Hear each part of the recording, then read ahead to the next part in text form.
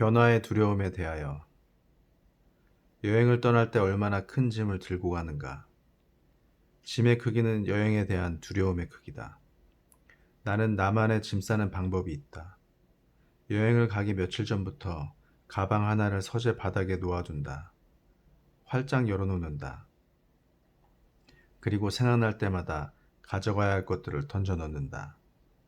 책도 넣고 작은 수첩도 넣는다. 우산도 넣고 속옷도 넣는다. 물론 내가 좋아하는 모자도 넣어둔다. 이것저것 넣다 보면 하루 이틀 지나 가방이 제법 찬다. 그곳에서 하고 싶은 것을 상상하는 동안 짐은 조금씩 늘어난다. 비치를 상상하면 수영복을 챙겨 놓고 선크림도 추가한다. 상상의 크기가 짐을 늘린다. 이렇게 짐들은 살림이 늘듯 가방 속에서 점점 쌓인다. 막상 떠나기 전날 내가 하는 일은 불필요한 것들을 다시 빼내는 것이다. 얼마까지 줄일까? 가방 크기의 반. 이것이 내 목표다. 이런 짐 싸기를 즐기는 이유가 있다. 첫째는 스타일이 그렇다. 정해진 시간 내에 엄청난 효율성으로 일을 처리하는 스마트한 재능이 나에게는 없다. 그러니까 한마디로 이것저것 따질 것 없이 제 생긴 대로 짐도 싼다. 둘째, 여행의 즐거움을 더 키우기 위해서다. 여행의 반은 떠나기 전 설렘의 맛이다. 여기를 떠난다는 것, 그 자체가 커다란 기쁨이다. 그러니 가방을 펼쳐놓고 그곳에 있을 일을 상상하며 생각나는 것들을 던져놓는 기쁨을 만끽하는 것이다. 셋째, 가방 크기의 반만 채우는 이유는 여행에 가서 뭔가 채워오기 위해서다. 꼭 뭔가를 사오겠다는 것이 아니다. 그곳의 공기도 좋다.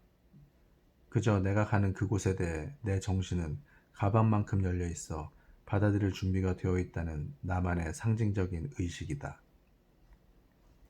나는 떠나기 전에 불편과 필요에 대비하기 위해 가방을 꽉 채우지는 않는다. 내가 엉성하듯 가방도 늘 엉성하다. 아직도 사람들은 종종 내게 묻는다. 멀쩡한 회사를 나오는 것이 두렵지는 않았냐고. 회사를 그만두고 얻은 두 가지 병이 있었다. 하나는 불면이었다. 알 수 없는 불면이 종종 며칠씩 나를 덮쳤다.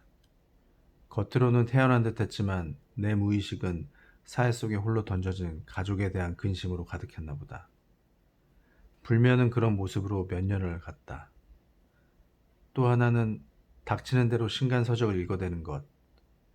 아마추어에서 돈 버는 프로로 옮겨가면서 변화에 관련된 모든 책, 새로운 트렌드와 연관된 모든 책, 직장인들이 보는 모든 책을 보지 않으면 안 된다는 강박에 시달렸다.